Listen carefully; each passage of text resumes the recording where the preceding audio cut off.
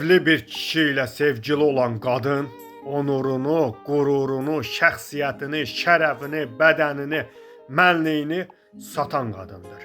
Yaxşı qadın evli kişi ilə münasibət qurub sevgili olmaz. Öz şəxsiyyətini, mənliyini, şərəfini satmaz.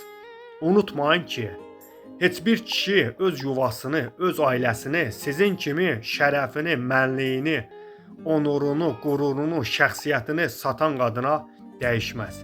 Sizi istifadə eləyirlər, sonra da öz ayaqqabılarının tozlarını silər gibi silib atırlar. Olursunuz ayaqqabı tozu. Sonra da başqalarının ayağına dolaşıb yenə də öz kimliyinizi, şərəfinizi, şəxsiyyətinizi, onurunuzu satmağa çalışırsınız. Çoxsu pula görə evli kişilərlə münasibət qurmağa çalışır. Yəni bu da o deməkdir ki, şəxsiyyətinizi, şərəfinizi, əxlaqınızı, mənliyinizi satırsınız.